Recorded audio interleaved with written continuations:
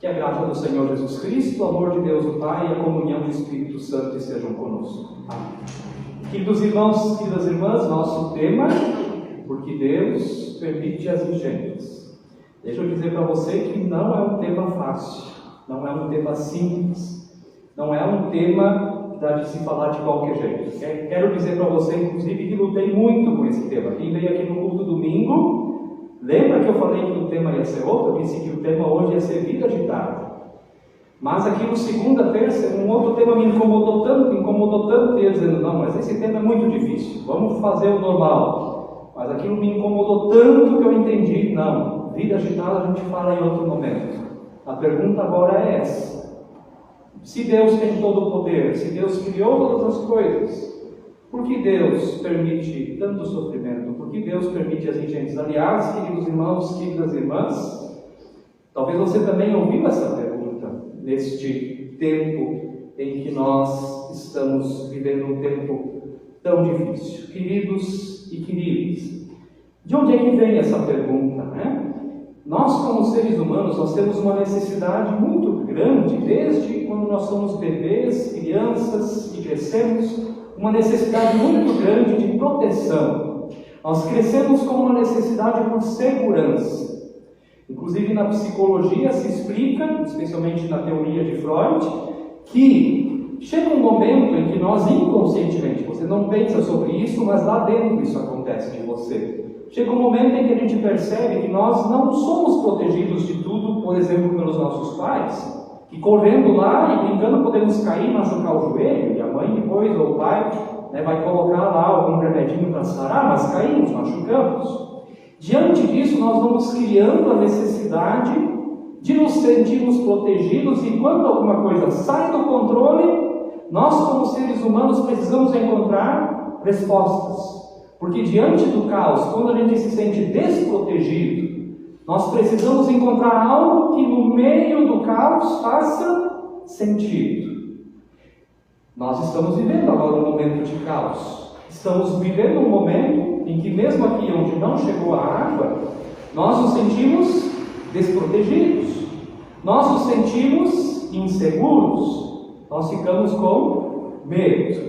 E diante desta situação, surge no ser humano essa necessidade de encontrar algum sentido, algo que explique o que está acontecendo, porque quando a gente dá uma explicação, nós nos sentimos mais seguros, nós nos sentimos mais protegidos. Isso dá algum tipo de calma. Pois então, em meio àquilo tudo que nós sentimos, em meio a esse caos, a desproteção, não sei se existe essa palavra, se não existe, inventei agora, em meio a essa insegurança que existe, muitas perguntas se voltam ao tema de Deus, para que olhando para Deus nós possamos encontrar algum tipo de resposta e algum sentido para aquilo que a gente está passando. Só que olha como a nossa mente ela é muitas vezes enganadora. Às vezes as respostas simples que a nossa mente fornece mais prejudicam uma situação do que ajudam uma situação. E nesse sentido, eu quero trazer aqui hoje principalmente coisas que eu vi nas redes sociais, grande parte de uma rede social que eu acho que aqui não é tão utilizada pela comunidade, que é o Twitter, pessoas perguntando perguntas de fé no meio deste caos. E vamos então ver essas perguntas. Eu vou trazer da seguinte maneira: a gente vai primeiro olhar alguns mitos sobre a situação das enchentes, mitos em relação a Deus. Depois que eu mostrar o mito, eu vou fazer uma provocação no sentido positivo, porque uma provocação, quando ela é construída da maneira correta, ela nos faz pensar. E a nossa ideia aqui hoje, nessa noite, com esse tema, porque Deus permite as enchentes, é pensar. Uma provocação não no sentido negativo, de indicar, de escarnecer. Uma provocação no sentido de algo que me faz olhar uma perspectiva que eu não tinha visto ainda. Então nós vamos ter um mito, algo que se diz nas redes sociais sobre a enchente, uma provocação e depois a resposta bíblica e a resposta de fé, então, para essas questões. O primeiro mito, eu vi isso nas redes sociais ontem ainda. Deus tem um plano, um propósito. A gente talvez pensa isso, imagina isso, né? Aí eu vou fazer a provocação, porque parece ser uma frase inocente, não parece? A provocação é a seguinte, presta atenção na provocação, porque embora ela incomoda, ela nos faz pensar. Deus afoga crianças e famílias inteiras porque tem um propósito, um plano. Conseguiu entender por que essa frase é problemática? Conseguiu entender por que isso não fecha? Que Deus vai fazer uma tragédia que afeta quase 1 milhão de pessoas porque Ele tem uma coisa para mostrar para a gente. Pensa que imagem de Deus nós estamos transmitindo. Se é a imagem misericordiosa, amorosa de Deus. Qual que é a resposta? Deus não revelou os seus planos ou propósitos nas enchentes, mas na cruz de Cristo Jesus. Queridos e queridas, Deus não tem planos de fé, de salvação para a humanidade através de enchentes. Isso seria muito cruel. Deus seria muito cruel se isso acontecesse. E eu não creio nesse Deus. Digo aqui com muita clareza que desse Deus eu sou completamente ateu. Eu não acredito nesse Deus. Deus revelou os seus planos na cruz de Jesus, onde Ele revelou, a gente viu domingo aqui, amor. Amor que levou seu filho ao sacrifício. E ali basta, isso é suficiente. Ali Deus revelou que o seu propósito para o mundo é salvação, não destruição. E que a nossa salvação vem da cruz de Jesus e que nós somos chamados à fé através do que Deus fez em Jesus e não através de catástrofes. E olha como isso é perigoso, nós começamos a colocar coisas no lugar de Jesus muito facilmente.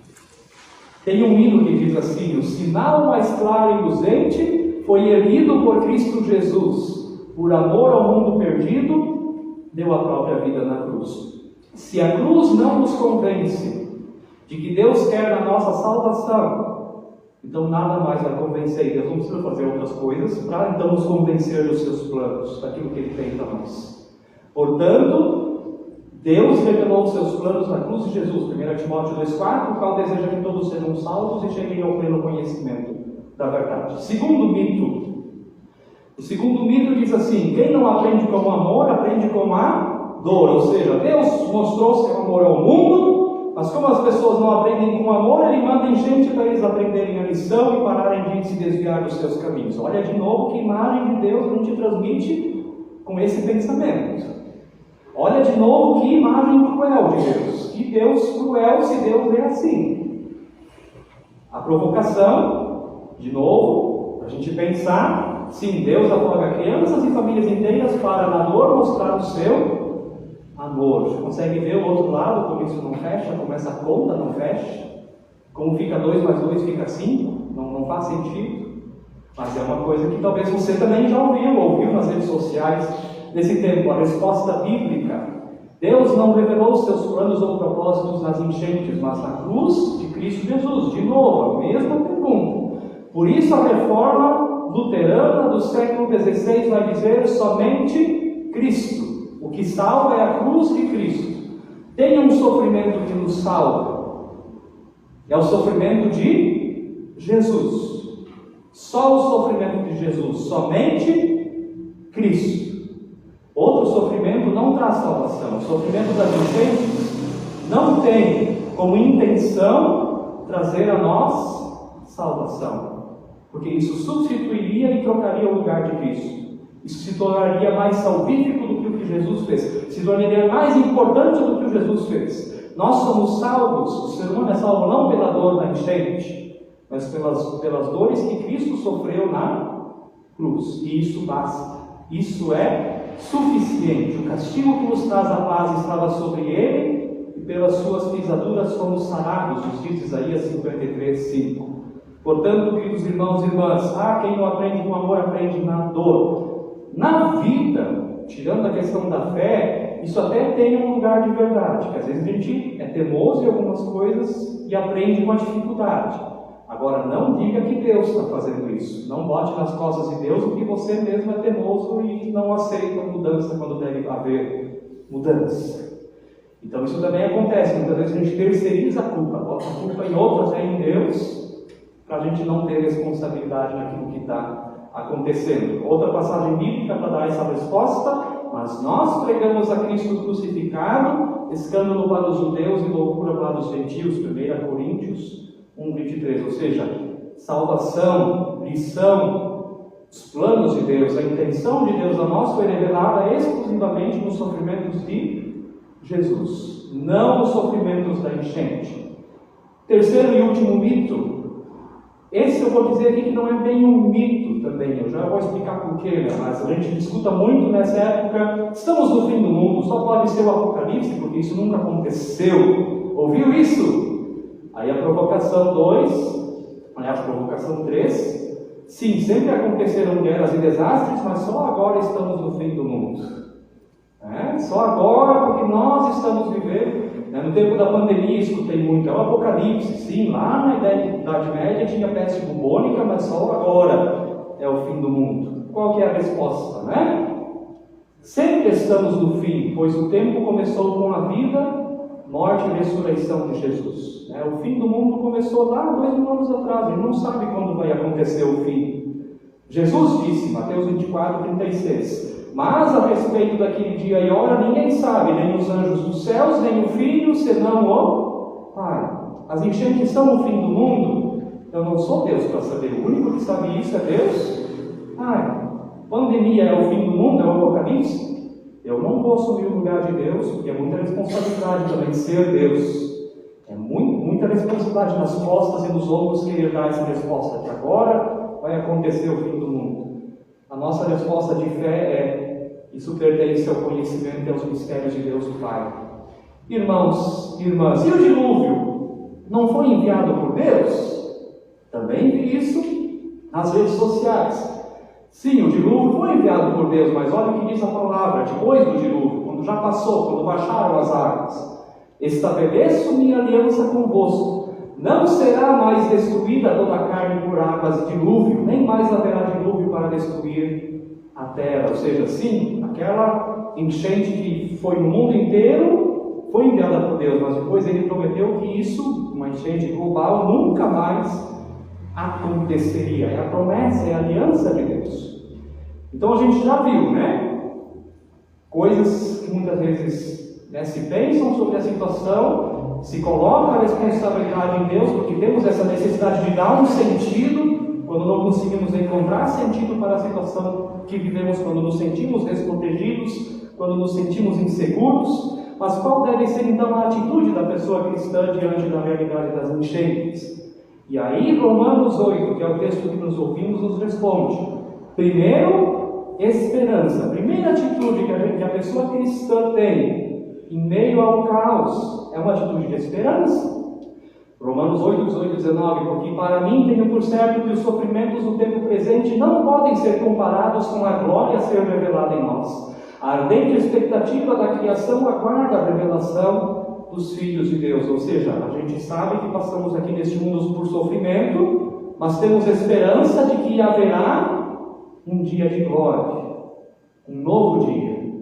Temos a esperança de que o melhor ainda está por vir. Então a primeira atitude da pessoa cristã é olhar para a tragédia e dizer: está acontecendo, é triste, mas é passageiro.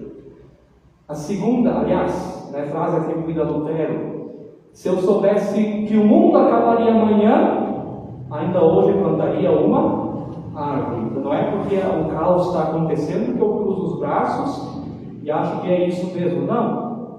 Mesmo que eu saiba e imagine que amanhã pode acabar tudo, ainda hoje é o dia de fazer a diferença.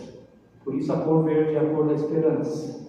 Segundo lugar, consciência. Primeiro esperança, depois consciência. Romanos 8, 20 e 23. Pois a criação está sujeita à vaidade, não voluntariamente, mas por causa daquele que a sujeitou, na esperança de que a própria criação será redimida do cativeiro da corrupção para a liberdade da glória dos filhos de Deus. Porque sabemos que toda a criação a um só tempo geme e suporta angústias até agora. Qual que é a consciência? A consciência de que a criação, a natureza, o meio ambiente não pecou. Não foi o meio ambiente, não foi a natureza que se causou a destruição. Quem cometeu os pecados contra a natureza? Quem? O ser humano. A natureza, o meio ambiente não pecou, mas sofre por causa dos nossos pecados. E isso aqui é consciência. Paulo, 2000 anos atrás, está falando disso já, que a criação está sujeita a esse sofrimento não por ela mesma, mas por causa daqueles que a sujeitaram a essa situação. Ambição, egoísmo, permitam-me falar, essa exploração predatória da criação de Deus, essa destruição em massa da criação de Deus, ela não pecou, ela não tem culpa. Precisamos ter consciência da nossa responsabilidade. Aí você vê, a gente tenta dar respostas, como se Deus tivesse que permitir ou não permitir algo que nós estamos fazendo, que nós estamos causando. Essa é a situação, essa é a questão. A criação não pecou, mas ela geme e sofre por causa daquilo que nós estamos fazendo, daquilo que a humanidade tem destruído, tem afetado a criação. A criação não pecou, mas sofre e geme por causa dos nossos pecados. Nós somos os responsáveis. E tem uma outra atitude que não está ali, mas que é a solidariedade. Tiago 2,17 diz: a fé sem obras é morta. Primeiro nós temos esperança, depois nós temos consciência. Consciência que deve levar a humanidade ao arrependimento, porque a humanidade está fazendo contra o que Deus criou. E em terceiro lugar, a solidariedade.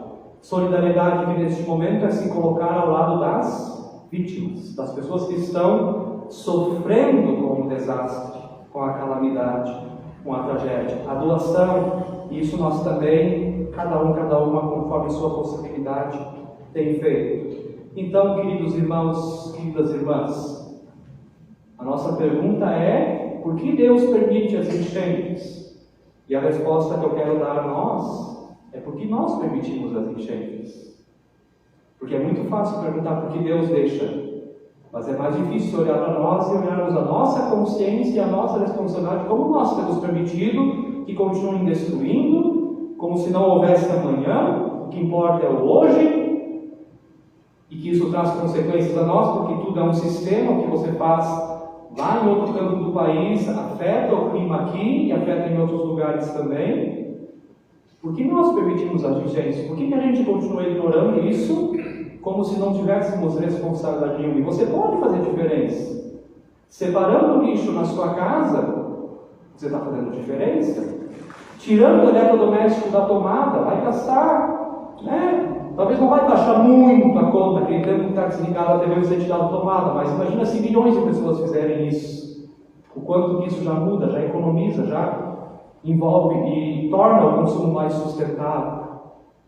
Essa é a consciência que nós precisamos criar, porque somos nós que estamos permitindo isso acontecer. Somos nós que precisamos criar essa consciência diante de tudo o que está acontecendo, e assim agir com solidariedade. Não é hora de criar teorias religiosas ou teológicas, agora é hora de arregaçar as mangas e ajudar. Vamos ler juntos as 3 atitudes. Primeiro, esperança. Segundo, consciência. Terceiro, solidariedade. É isso, gente. É isso. Queremos desenvolver um senso de segurança, de proteção em meio ao caos. Vamos fazer isso coletivamente, ajudando-nos uns aos outros. A criação não pecou, mas ela está sofrendo por causa dos nossos pecados. E a consequência do que nós fizemos está voltando a nós mesmos. A humanidade precisa se dar conta disso. Está nas nossas mãos fazer a diferença. Que Deus nos abençoe, que Deus nos dê sabedoria em relação a tudo isso que nós ouvimos. Amém. Convido aqueles e aquelas que podem a se colocar de pé. E a nós confessarmos a nossa fé com as palavras do credo apostólico, dizendo: creio em Deus Pai Todo-Poderoso, Criador do céu e da terra, e em Jesus Cristo, seu Filho unigênito, nosso Senhor, o qual foi concebido pelo Espírito Santo, nasceu da Virgem Maria, padeceu sob o poder de Pôncio Pilatos, foi crucificado, morto e sepultado, desceu ao mundo dos mortos, ressuscitou no terceiro dia, subiu aos céus, que está sentado à direita de Deus Pai Todo-Poderoso, de onde virá para julgar os vivos e os mortos. Creio no Espírito Santo, na Santa Igreja Cristã, na comunhão dos santos, na remissão dos pecados, na ressurreição do corpo e na vida eterna.